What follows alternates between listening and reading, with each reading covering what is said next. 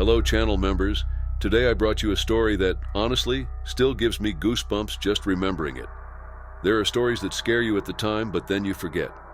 And there are those that stay with you forever, that make you look back when you walk alone at night, that make you hear things that maybe aren't really there. The one I'm going to tell you now is exactly that kind of story.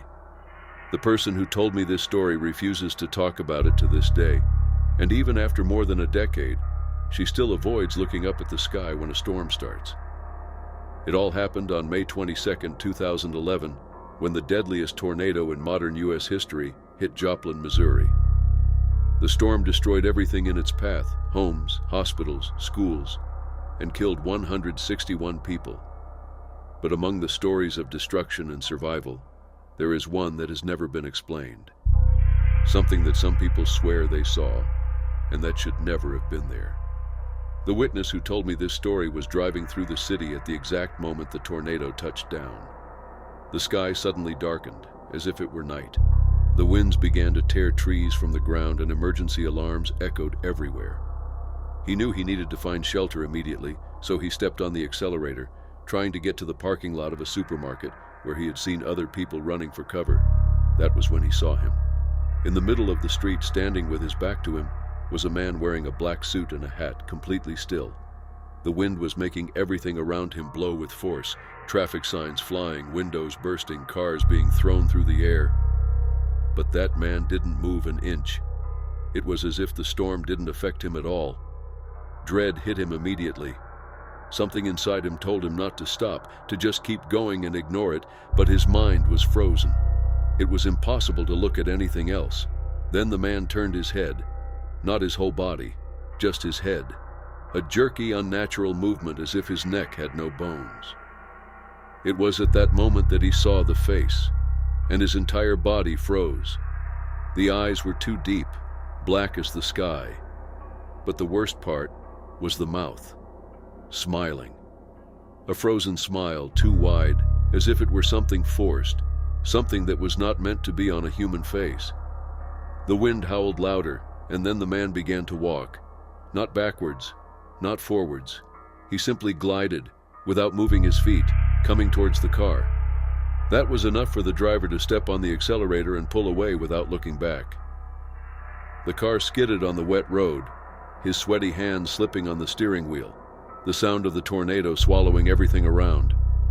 But when he looked in the rearview mirror, the man was still there, in the same position, the same smile, and closer than before. That was when the car window shattered by itself, and everything went dark. The window shattered. Everything went dark for a moment.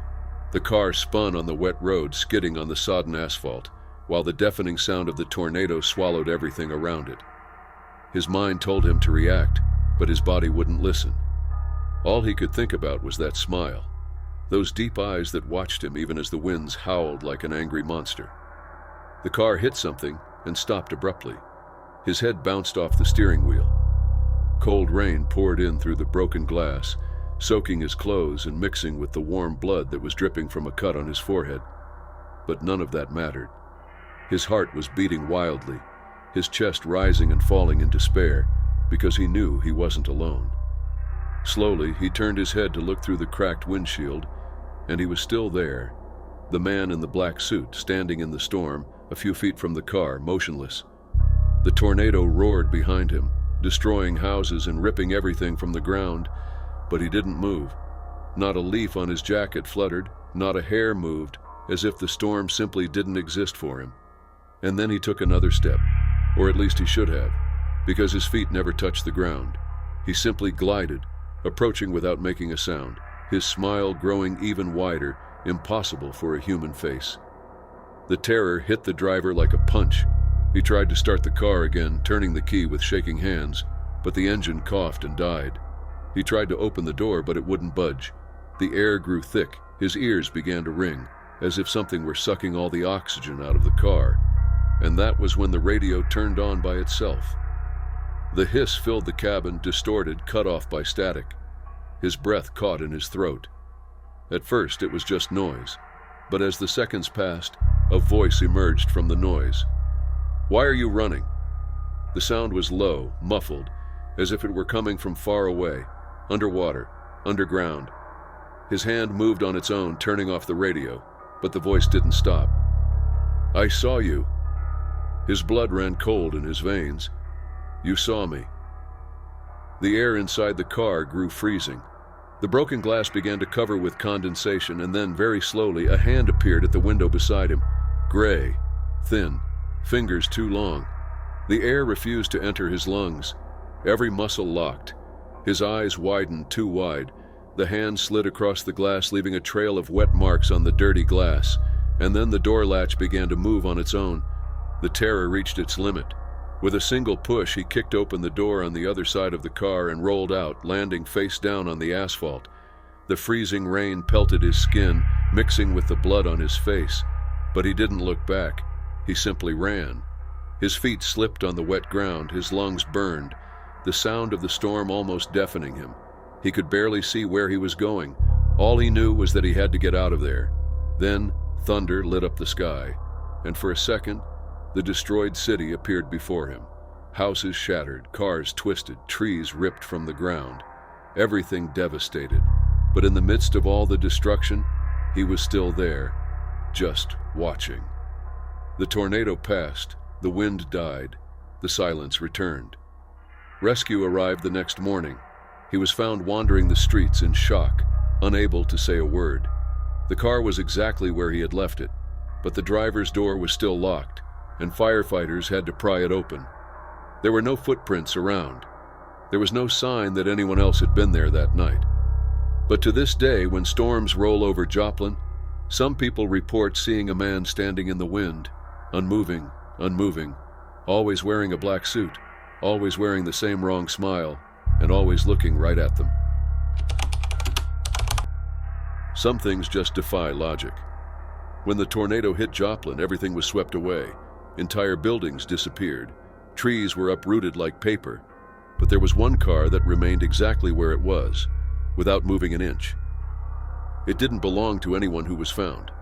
The strange thing was that although it was intact, its seats were soaked, as if someone had just gotten out of it. The first to notice were the firefighters who were searching through the wreckage. In the middle of a street where there was nothing left, just piles of rubble and overturned cars, that black vehicle stopped as if nothing had happened, caught their attention. The bodywork was clean, the windows intact, not a single scratch mark, as if it were an object displaced in time, as if it had been forgotten by the destruction. When they got closer, they saw that the doors were unlocked, but the inside of the car was completely wet, as if someone had been inside while the storm passed. The radio was still on, hissing, static. The nearest rescuer hesitated before opening the driver's door. The air inside the car was cold, unlike the warm humidity that permeated the surrounding debris. The seat was sagged as if someone had just stood up. On the dashboard, a switched-off cell phone. On the screen, an unidentified message. "Stay in the car. Don't get out. He's out there." The rescuer looked around. The wind had died down, the sky now a heavy gray of dust and smoke. Who could have sent that message? He looked back at the driver's seat and noticed that there were wet footprints on the carpet. Someone had gotten out of the car after the tornado had passed, but there were no footprints in the mud around the vehicle. The radio hissed louder, and for a brief moment, a voice whispered something amid the static. He stepped away immediately. Calling the other firefighters was an instinctive decision, but when he looked back at the car, the windows were fogged up, as if someone had just breathed inside. The next morning, when they returned to retrieve the vehicle, it was gone. But no one saw it being taken away, and no one could explain where it came from. Days after the tornado, a man showed up at the local police station, confused, dehydrated, and in shock. He said he needed help, that he was lost, that his car was missing. When asked where he was during the tornado, his answer left the officers speechless. "I stayed in the car. I did exactly what he told me to do." At first, they thought he was just another disoriented survivor, but as he told his story, something began to feel wrong. He said that when the tornado warnings went off, he ran to his car and drove away from town. The storm quickly formed behind him, and the winds began to knock down utility poles and blow away debris. That's when he got the first text message on his cell phone. "Stay in the car."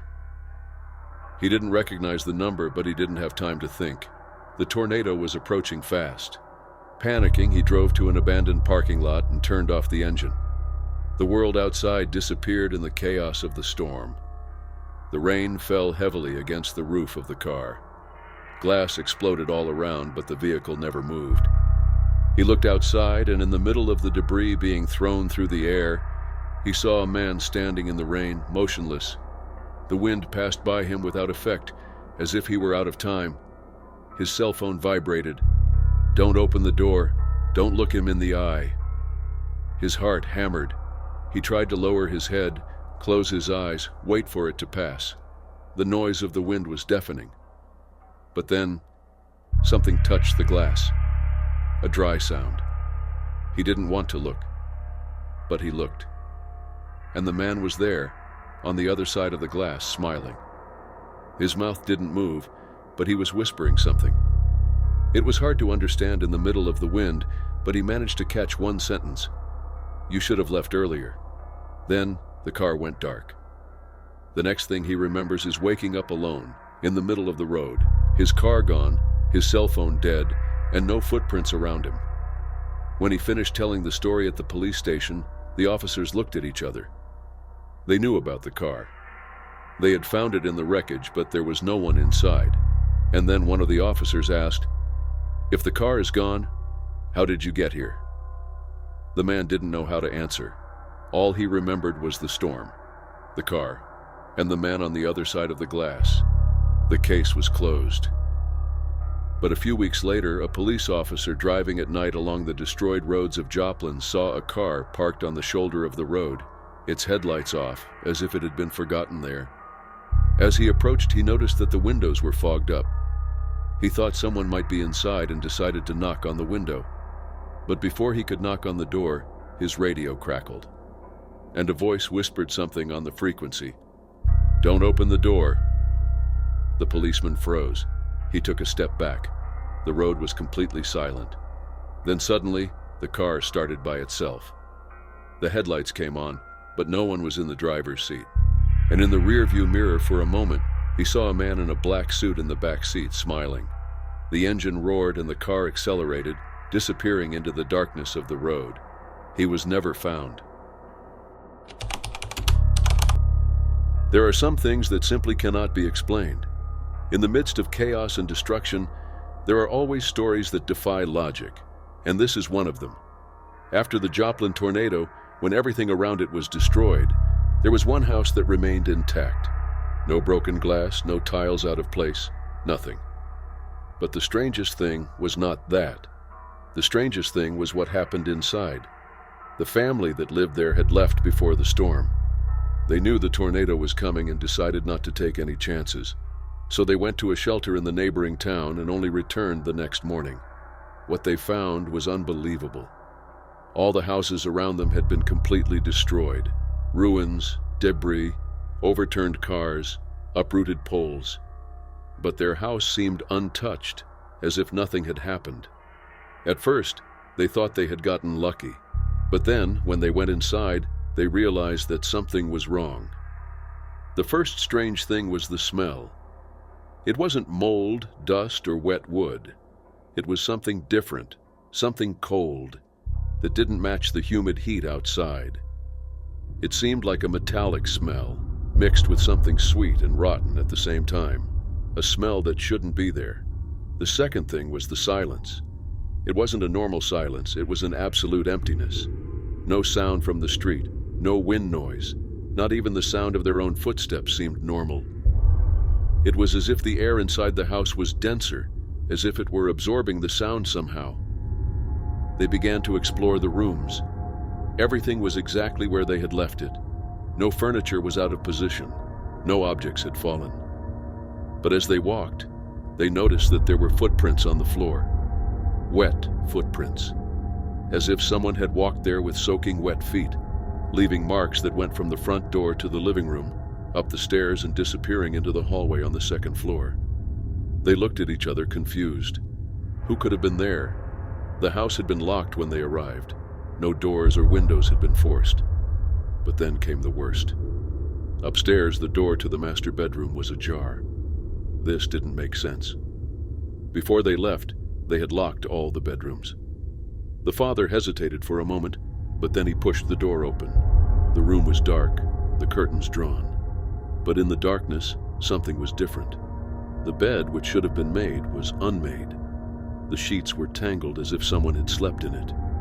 The wardrobe was slightly open, and a puddle of water was spreading on the floor, reflecting the dim light that came in through the crack in the window.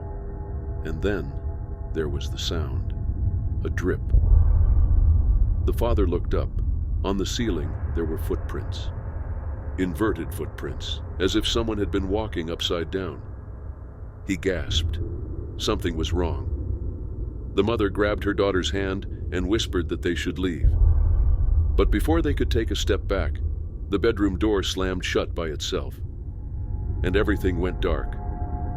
The door slammed so hard that the wall shook. The room was plunged into darkness for a moment, only the muffled sound of their breathing filling the silence. The father tried to turn on the light, but the switch wouldn't work. The mother held her daughter tightly, her eyes wide and fixed on the floor, because the dripping continued. The puddle of water that had accumulated at the foot of the bed was getting bigger, but it wasn't water. It was too dark. The metallic smell grew stronger, something cold, dense, that stuck to the skin like heavy humidity. The silence inside the room was absolute until the first sound came, a slow, deep scratching. Not on the door, on the ceiling. The father took a deep breath, picked up his cell phone and turned on the flashlight. When the light cut through the darkness, the dark puddle reflected the ceiling, and that was when they saw it. There was something up there. The body was upside down, the feet stuck to the ceiling as if gravity didn't exist. The long, pale face, the sunken eyes, the mouth open in a smile that was too wide, wrong, the gray teeth exposed unnaturally. He watched them. The father held his breath. The mother began to back away with her daughter in her arms, her entire body shaking. Then the creature moved its head, not like a normal person. Its neck cracked dryly as if the bones were being rearranged. And then it whispered. The words were not clear. They were noises, fragments of something that did not seem to be spoken with the mouth, but with the air around it, as if the room itself were saying it. But the daughter understood. Her eyes were fixed on the creature, paralyzed, and then her lips moved. He wants to stay. The mother pulled her back, shouting for the father to open the door. He turned the handle, but it was locked from the inside. He tried to force it, punch the wood, but nothing moved. The whispering grew louder, growing from a whisper to something deeper, more vibrant, more wrong. And then the ceiling began to crack. The marks spread all around the creature, as if the wood were rotting beneath its feet. The puddle on the floor expanded, now reaching the father's feet, and when he looked down, he saw his own shoes sinking into the wood. The floor was giving way. The mother screamed. The daughter began to cry. The father, in an act of desperation, grabbed the lamp from the table and threw it hard against the window. The glass shattered, the light from outside flooded in, and in an instant, the room went silent. The creature was no longer there. The ceiling returned to normal without cracks. The dark puddle disappeared. The door opened by itself. They ran. They left the house without looking back, without taking anything. They got in the car and drove as fast as they could, their hearts racing, the fear still clinging to their skin. When they finally stopped, breathless, they looked at each other, trying to understand what had happened. The next day, they sent a construction worker to assess the structure of the house. He called a few hours later, saying that there was nothing wrong. No cracks, no damage, not even broken glass. It was as if nothing had happened. But before he hung up, the construction worker hesitated and said something that made them both freeze. "Are you sure you didn't sleep here last night? Because there are wet footprints on the stairs, like someone just came down." They never went back to that house, but to this day, it still stands there, intact, amid the ruins of Joplin. And some people say that if you walk by at night, you can see a figure standing at the upstairs window, looking out over the destroyed city, always waiting for someone to come in. This story is different from the others because it does not come from a single person. It was told by several witnesses, people who had never crossed paths before but who, without knowing about each other, reported the same thing, in the same place, and under the same circumstances. The Joplin tornado, the one that devastated the city, destroyed everything in its path, sweeping away cars, uprooting trees, and turning entire neighborhoods into piles of rubble. However, among all the survival stories, there was something that no one could explain. Something that happened before the storm hit the city. Something that many people witnessed but that no one could understand. A mystery that seemed more like a presence than a natural phenomenon. A woman who was driving in a hurry was trying to get to the supermarket before the rain got worse, seeking shelter from the forecasts that indicated an intense storm. The wind was already strong, shaking the light poles, and the sky, like a blanket of pitch, was completely covered in dark and threatening clouds. Tornado warnings were blaring on every radio, and traffic was at a standstill as people tried to leave the city, seek shelter, and get away from the imminent threat. But amidst the chaos, she saw something that made her hold her breath, something that inexplicably made her instincts scream that something was wrong. On the side of the road, a boy was standing alone in the rain, completely still, staring at the road ahead. The boy didn't seem lost, he didn't seem scared, and almost surreally, he didn't seem to be seeking shelter, as if the chaotic environment around him didn't affect him at all. He simply watched, fixed, without reacting, with an expression that was impossible to read. The woman felt a chill, as if something in the air was out of place, but she tried to ignore what she felt. Maybe it was just a child waiting for his parents. Maybe he lived nearby or was waiting for someone. But as the rain intensified and the wind grew stronger, she realized that the boy was not moving. He remained there, standing still, like a statue of a lost child, but without the discomfort or concern typical of someone in a dangerous situation. He was just watching. Other drivers also saw the boy. Some tried to honk their horns to get his attention. Others gestured, trying to get him to move, but he never reacted. He stood there, motionless, with his dark clothes completely soaked by the torrential rain, and his hair stuck to his forehead, as if he did not care about the storm around him. His face was impassive, expressionless, which generated an inexplicable discomfort in those who saw him. Then the wind came. The first big blow of the storm was so strong that it made cars sway, and tree branches were thrown across the road with frightening violence. The roar of the wind cutting through the air was so loud that it made the woman look away for a second, trying to protect herself from the force of the storm. When she looked back, the boy had disappeared. He had simply vanished. Her heart raced. There were no houses nearby, no bushes or walls nearby where he could have hidden so quickly. He simply disappeared, as if he had never been there, as if he were a mirage generated by the storm, or perhaps a supernatural presence that was there for a reason that no one could understand. But the strangest thing is that the boy was not seen only on that street. Others witnessed the same phenomenon in several different parts of the city.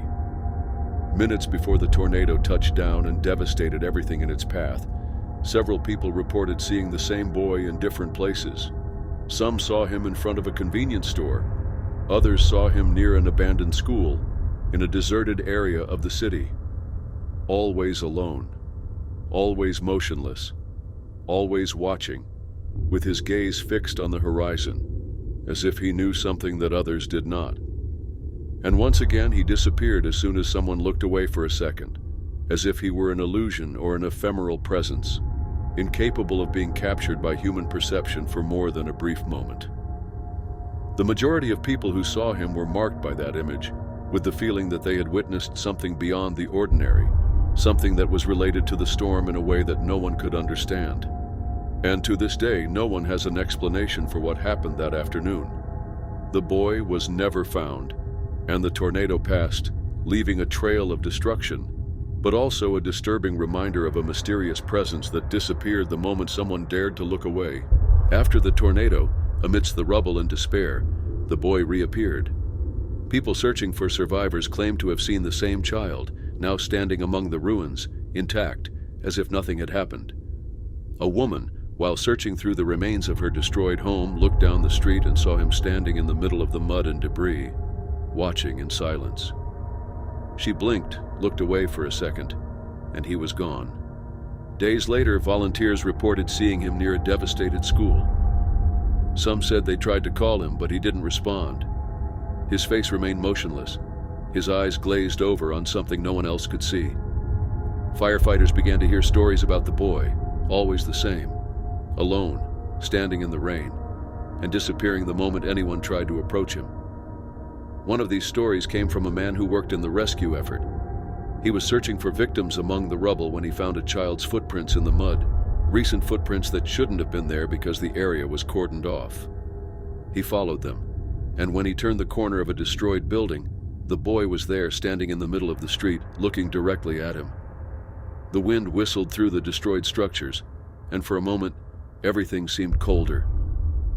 The man asked if he was okay, took a step forward, but then the radio crackled. A loud noise cut by static, followed by a faint whisper. He put the radio to his ear and heard a child's voice clearly. "He's coming." The man froze. The boy was no longer there. He turned his body from side to side, trying to find him, but there was no one.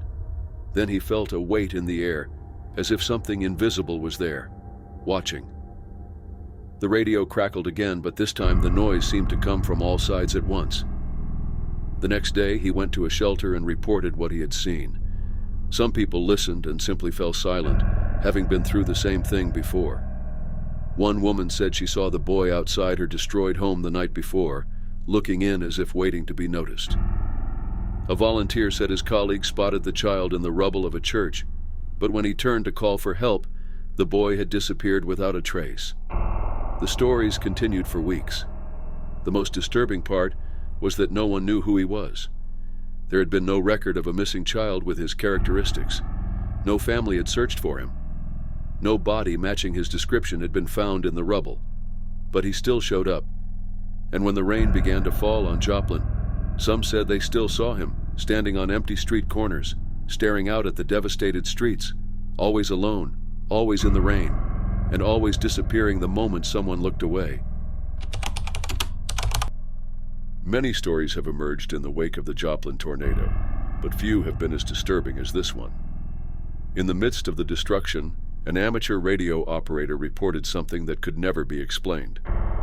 He was helping with emergency communications, trying to keep in touch with rescue teams and other stations. The storm was intensifying, the winds were howling outside, and his radio began to pick up strange interference. At first he thought it was just noise from the storm, but then he heard his own name being called. First a whisper lost in the static, then louder, clearer, as if the person on the other end knew exactly who was listening. He froze but tried to answer, asking who was on the line, but he got no answer. Only a deep silence cut by the sound of the wind rattling the windows. He persisted in transmitting, repeating his name and asking for identification. The tornado was already forming, and emergency alarms were blaring all over the city, but something inside him made him stay tuned to the radio, waiting for a response. That was when he heard it again, the low, scratchy voice coming out of the hiss, slow and emotionless. "Don't leave the house." He felt a chill run up his spine. It wasn't a normal warning. It wasn't a common warning. Something about the way the words were said made his skin crawl. He tried to ask again who was speaking, but the answer came even more disturbing. "I tried to warn you." The radio went completely silent. The silence was interrupted by the deafening noise of the wind outside. He looked out the window and saw the tornado forming in the distance, a black monster advancing on the city, dragging everything in its path. The entire house shook with the impact of the storm. He grabbed the radio and tried to return to the broadcast, but there was no signal anymore. The line was dead. The roar of the storm grew louder, and he finally dropped the equipment and ran to the basement at the last second as his house began to collapse around him. Minutes later, everything was in ruins. He barely survived, protected by the debris that had fallen around the small space where he had taken refuge. When he was rescued, he told rescuers about the voice on the radio, but no one took him seriously. Everyone was more concerned about the injured and missing, and a report of a strange transmission didn't seem to matter. But as the days passed, other people began to report the same thing.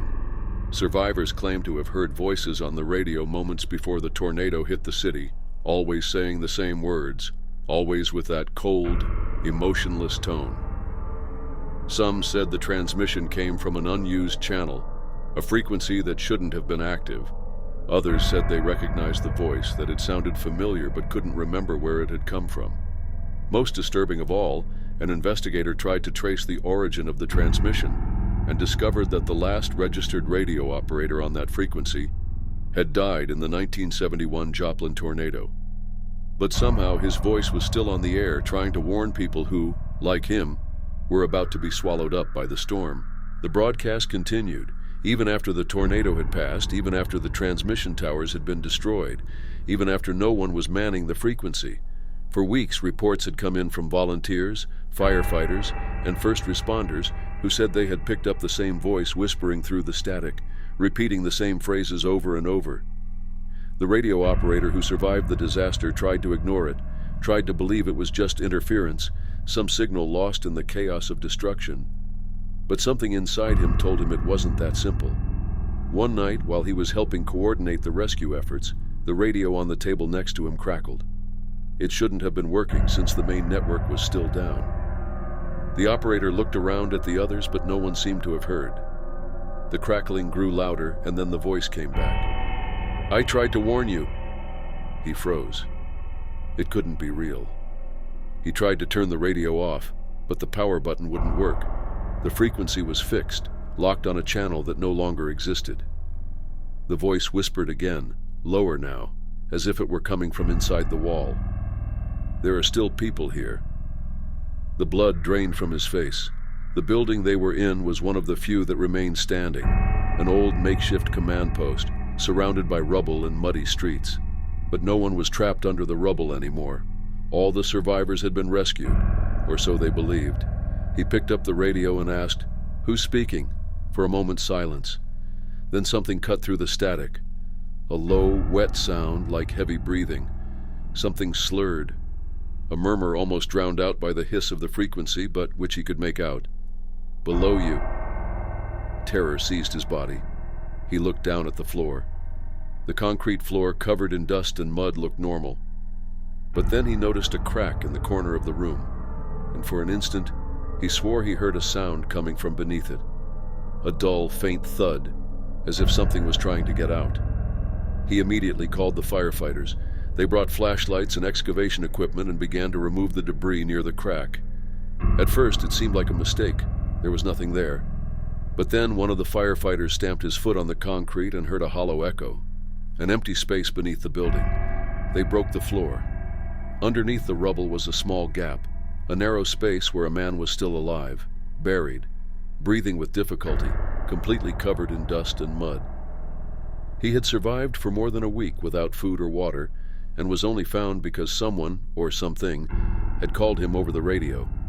The operator was shocked. He knew it didn't make sense. The transmissions should never have happened. The frequency was impossible. But he couldn't deny the facts. The buried man was taken to the hospital and survived. But before he was taken away, still dazed, he looked directly at the operator and asked, "Who was the other guy on the radio?" The operator didn't answer, because he knew no one else should be on that frequency. And that night, before he turned off the equipment for the last time, he turned the tuning knob and heard for the last time the hiss of static. And in the background, the same voice, almost a whisper, "This time I got it." The radio turned off by itself, and it never worked again. Derek Campbell was a street artist born and raised in Cleveland, Ohio. To some, he was a vandal. To others, a visionary. He didn't care about labels.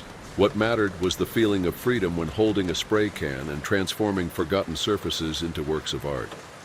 In recent months, Derek had developed a habit of exploring abandoned train lines on the city's outskirts, remote places where his art wouldn't be easily erased or contested by other graffiti artists. On a warm summer night, he convinced his best friend, Jason, to join him on a trip to an old train line outside the city. Jason, though not an artist, enjoyed smoking and listening to music while Derek worked. The two were inseparable, and Derek appreciated the company, especially in such isolated spots.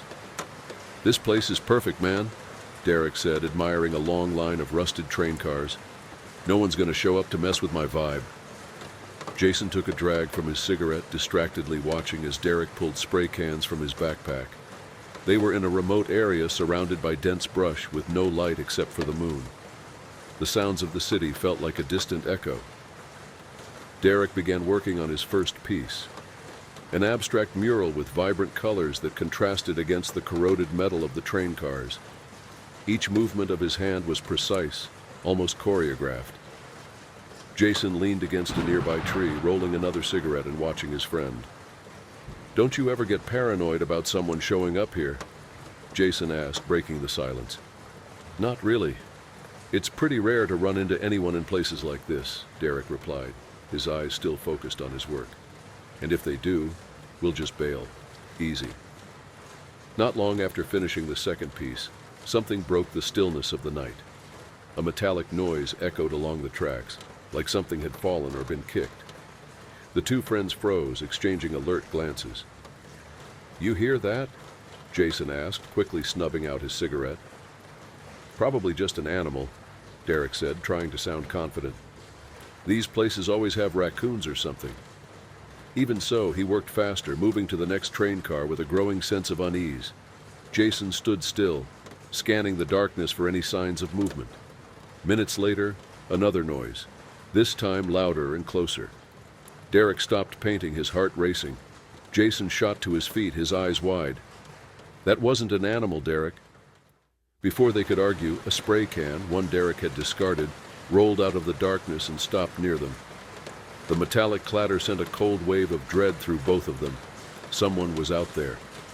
"Who's there?" Jason shouted, trying to sound intimidating. The only response was silence, thick and oppressive.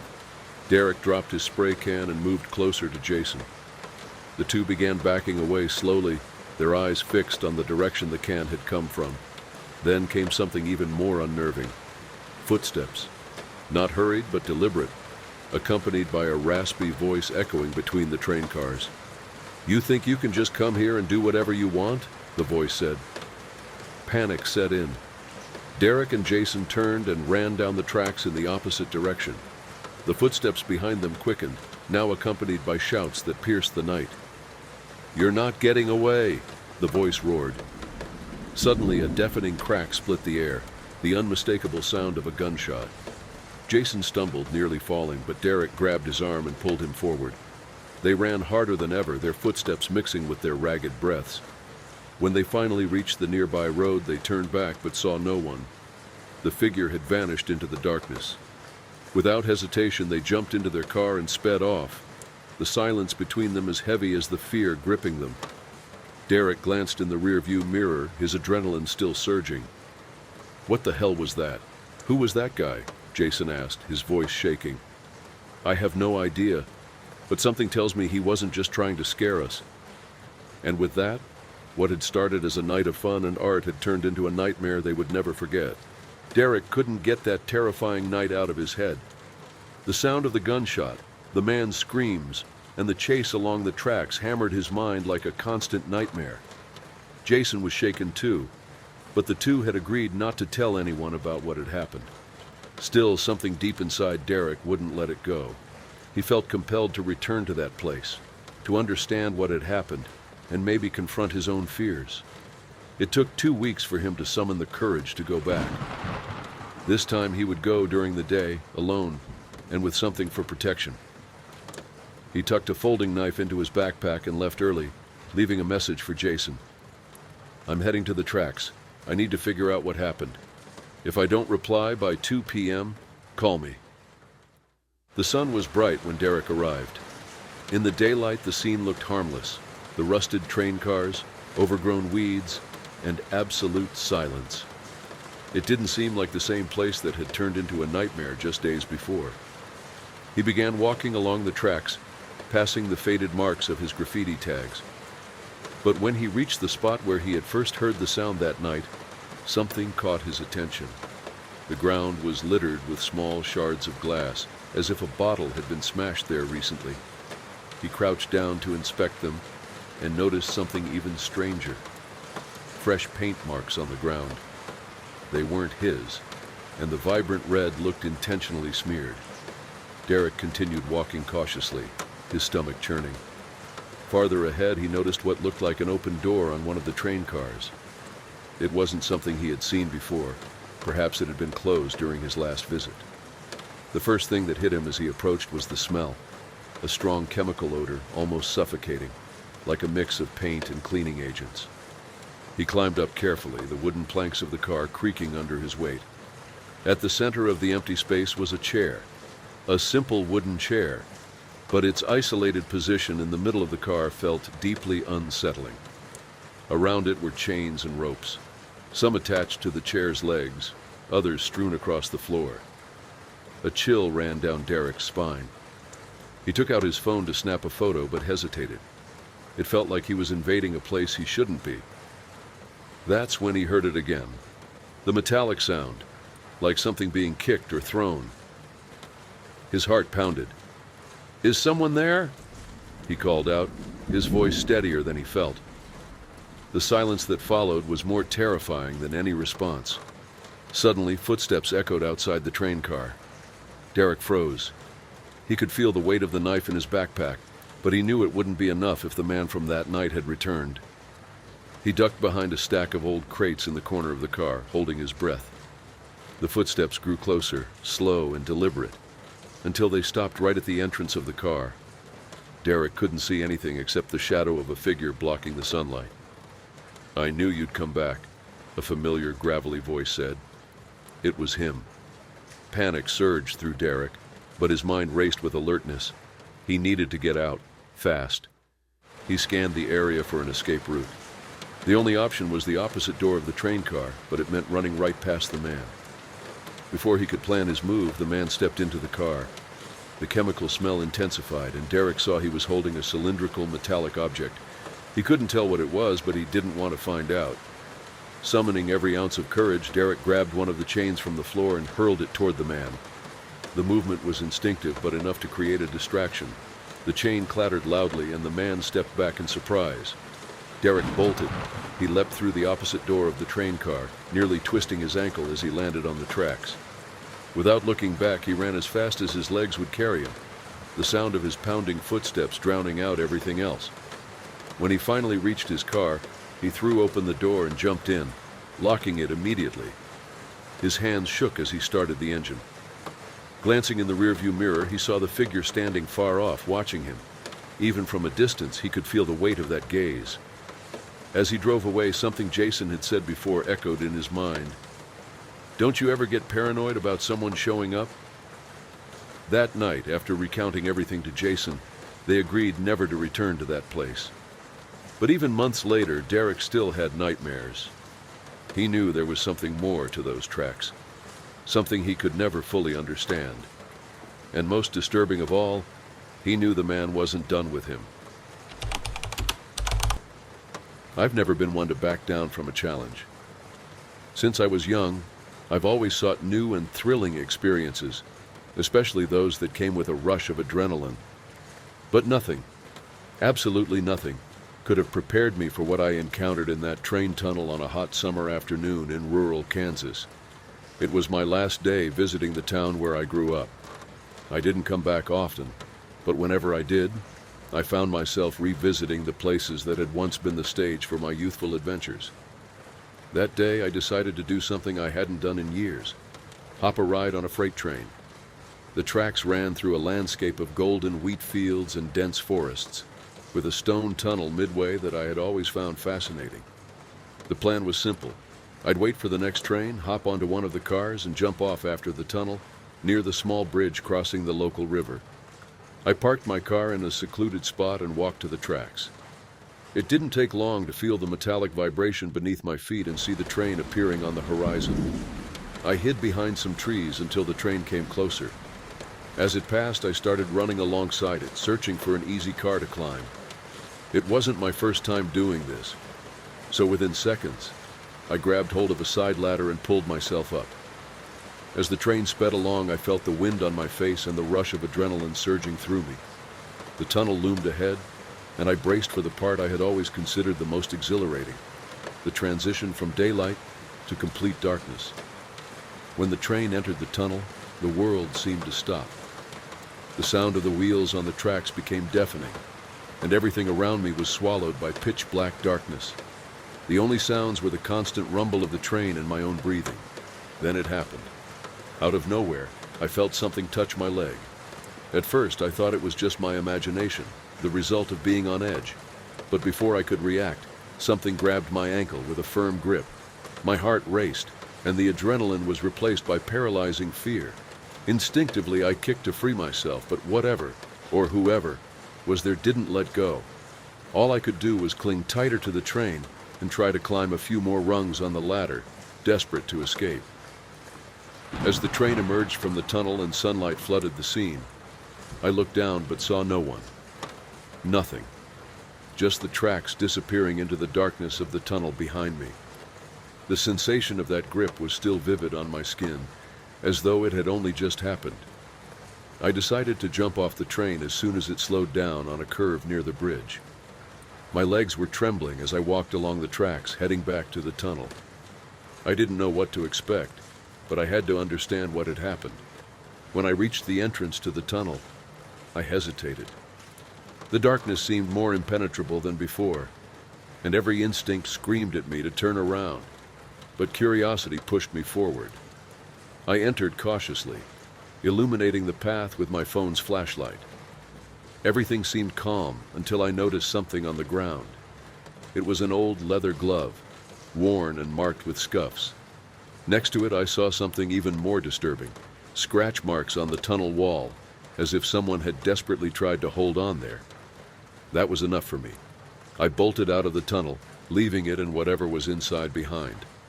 I returned to my car, but the feeling that something or someone was still there lingered. Little did I know that was only the beginning of my nightmare. After that terrifying experience in the tunnel, I couldn't sleep. The scratch marks, the old leather glove, and most of all the feeling of something grabbing my leg played over and over in my mind like a bad movie. Something wasn't right. I needed answers, even if it meant going back to the place that had haunted me. The next morning, I decided to face it head on. I grabbed a stronger flashlight, a hunting knife my father had kept in the house, and an old portable radio to feel less vulnerable. I didn't tell anyone what I planned to do.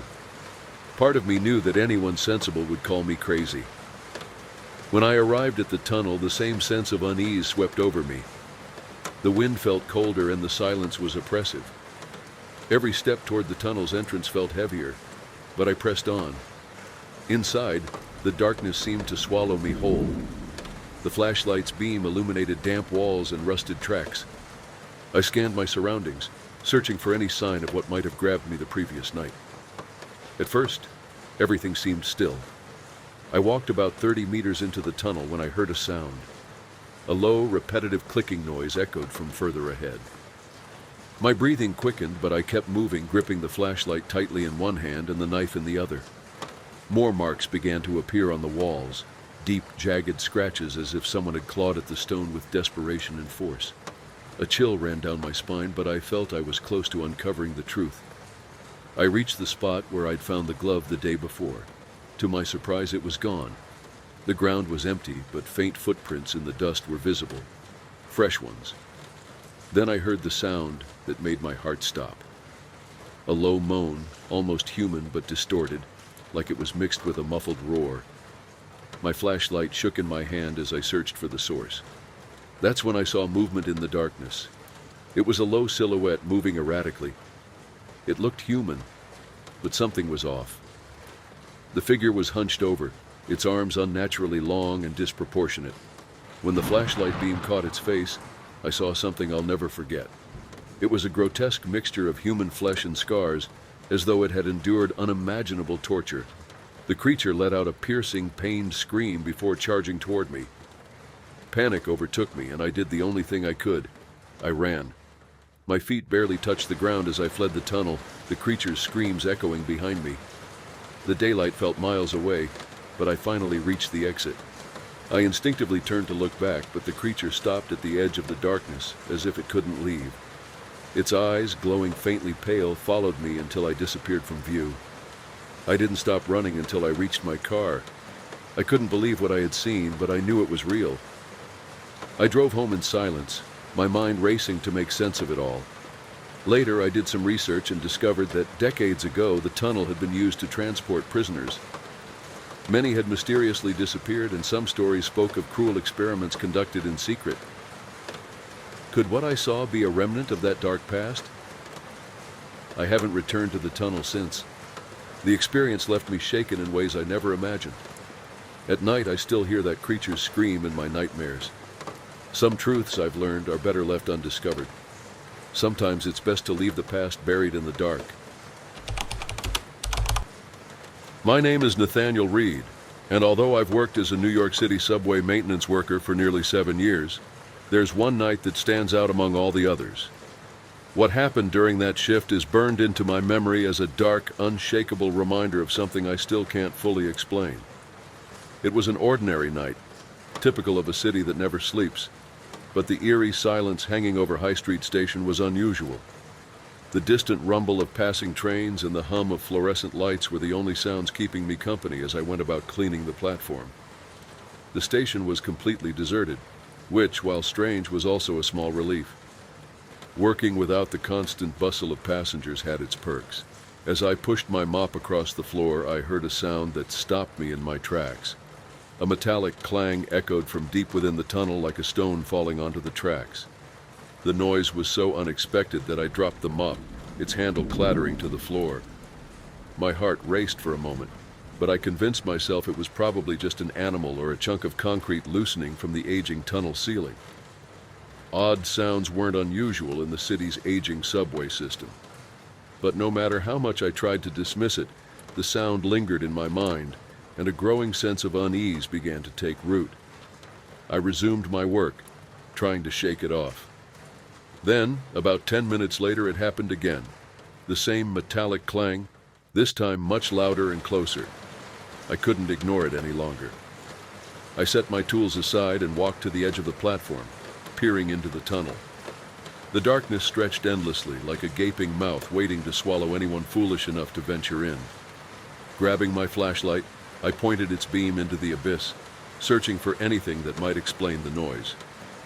"Is anyone there?"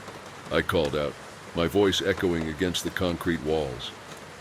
For a moment, there was no response, just an oppressive silence that seemed to choke the air around me.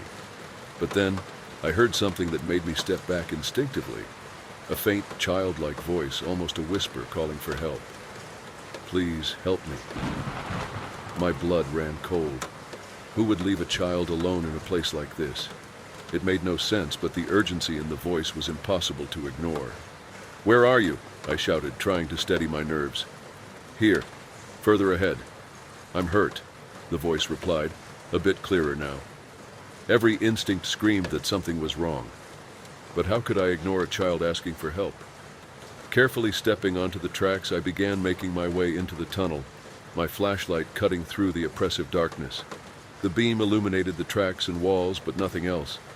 Just an overwhelming void. "Keep talking so I can find you," I shouted. "I'm here, right in front of you," the voice said, now clearer than ever. Pointing my flashlight ahead, I saw what appeared to be the silhouette of a boy. He was crouched on the tracks, his head down as if in pain. But something wasn't right. The light from my flashlight seemed to pass through parts of him, as though he wasn't entirely solid. Before I could fully process what I was seeing, I noticed something else. Behind him, a tall, dark figure began to take shape. Humanoid, but unnaturally large and shrouded in shadow, it seemed to materialize from the tunnel itself. My instincts screamed at me to run, but I was frozen in place. The boy lifted his head, and with a voice that was now cold and hollow, he said, "You're not supposed to be here." The figure behind him stepped forward, and that was all I needed to see. I turned and bolted back toward the platform, my heart pounding as the sound of my frantic footsteps echoed off the tunnel walls. I leaped onto the platform in a single motion and spun around to look back into the tunnel. Nothing. No voices, no figures. Just the pounding of my heart in my chest and the undeniable feeling that something deeply wrong had just unfolded. I stayed on the platform for a while, trying to convince myself that I'd imagined the entire encounter. But then, something on the ground caught my eye. A small child's sneaker, dusty and smeared with grease, lying abandoned near the edge of the tracks. The image of the abandoned sneaker lingered in my mind as I stood frozen on the empty platform. Every fiber of my being urged me to leave, but something stronger, a mix of morbid curiosity and a sense of responsibility, kept me rooted in place. After a few minutes of deliberation, I made a decision. I grabbed the radio on my belt and called Central Dispatch. Central, this is Nathaniel. I'm at High Street Station. I need immediate support. I think I saw something in the tunnel. There was a brief pause before the operator responded, their voice calm but clearly puzzled. Something? Can you be more specific? I can't say for sure. I heard a voice.